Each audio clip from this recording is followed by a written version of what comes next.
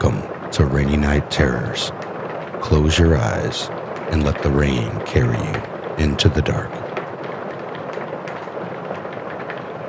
On a quiet evening in 1911, Edward Dunning, a mild-mannered scholar at a British museum, rejects a paper submitted to his learned society.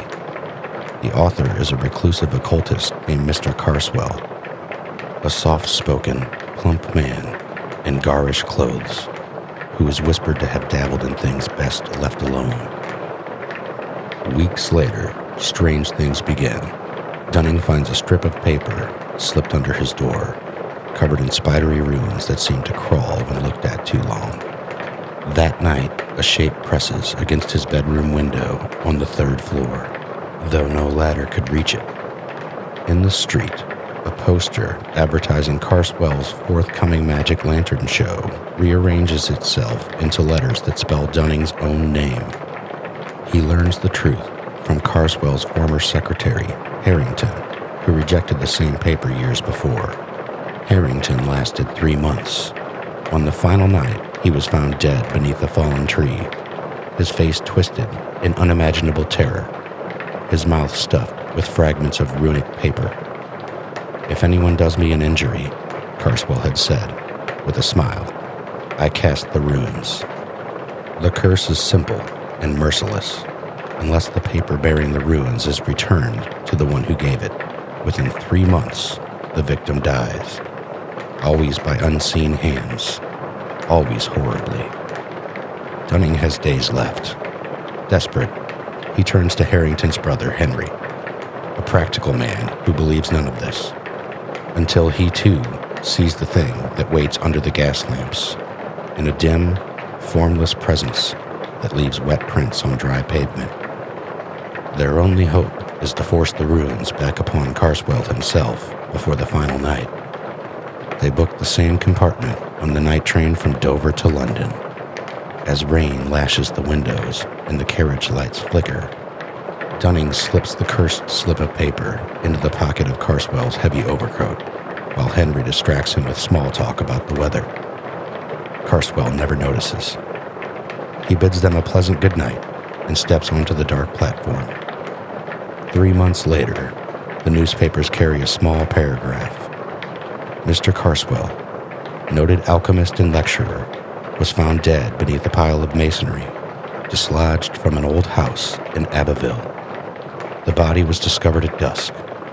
Witnesses reported hearing, just before the stones fell, a sound like dry leaves rustling in a high wind, though the night was perfectly still.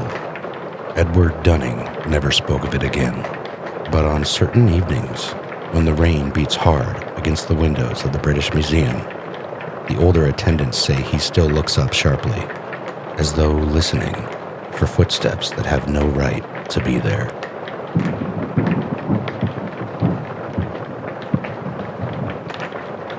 I was sick unto death with that long agony, sentenced by the black-robed judges of the Inquisition. I heard the lips pronounce the words of doom, then silence and stillness and night for the universe. I awoke in total darkness, a dungeon in Toledo. I stumbled forward, arms outstretched, until I found a wall, damp, slimy, circular. In the center yawned a pit. One more step and I would have fallen into its unseen abyss. They bound me upon a wooden frame.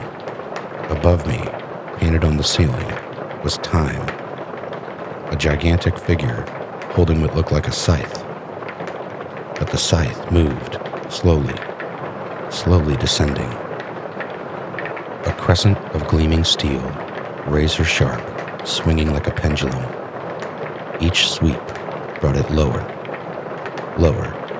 closer to my chest. The smell of hot iron filled the air. The blade hissed as it kissed my linen, slicing deeper with every pass. I screamed until my voice was gone. Rats, hundreds of them, poured from the pit. gnawing the spiced meat that bound my straps. I smeared the last of the meat upon the cords. They chewed. They freed me, just as the blade swept where my body had lain. Then the walls glowed red. They began to close inward, pushing me towards the pit. The heat was unbearable, the air suffocating. I stood upon the very brink. One more inch, and I would fall into the endless black. Suddenly, a shout, human voices, a crash of trumpets. The French army had taken Toledo.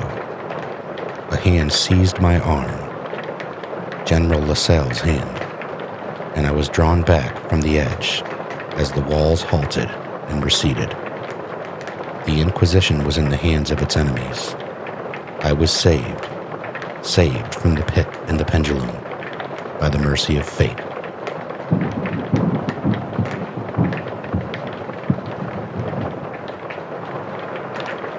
In the year 1923, I, the last of the Del Posse family, restored the ancient, crumbling estate of Exham Priory in England. The locals whispered that my bloodline has always been cursed, that we were a race of sorcerers and murderers stretching back to Roman times. I laughed it off.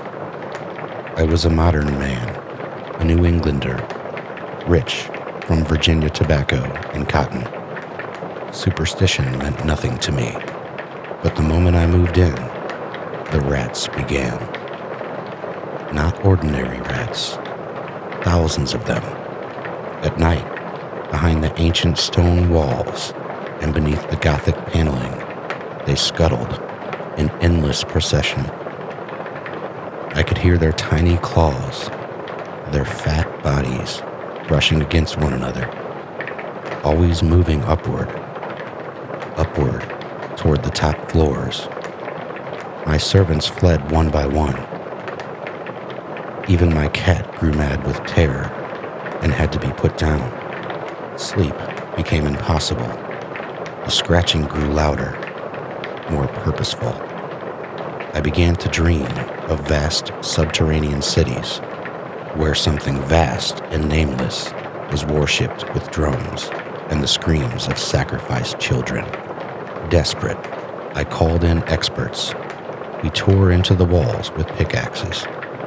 What we found beneath the priory was a crypt older than history itself. A cavernous vault lined with tiers of stone seats, and on those seats, bones, human bones, thousands upon thousands, picked clean, some ancient, some horrifyingly recent, gnawed by teeth that were not entirely rodent. And deeper still, in the flickering light of our torches, we saw them, the rats. Not rats as nature made them, but bloated, hybrid horrors with elongated human faces, tiny, withered hands, eyes that gleamed with malevolent intelligence. They had been bred for centuries by my ancestors, the Del Posse cult, as guardians and familiars. In that moment, the truth crashed over me like black water. The rats had never been in the walls. They had been waiting for me to come home. My family's Latin motto echoed in my fracturing mind. We do not forget. We do not forgive. We feed. As I write this from the asylum, my speech is already slipping. Sometimes I catch myself walking on all fours.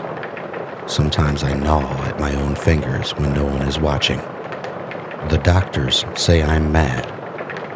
But at night, when the rain falls and the lights go out, I can still hear them. They are patient. They have waited 1,000 years for the last Del Posse to return. And very soon now, I will open the door for my brothers. I hope you've enjoyed these short stories. Subscribe for more twice a week. Until next time, sleep well.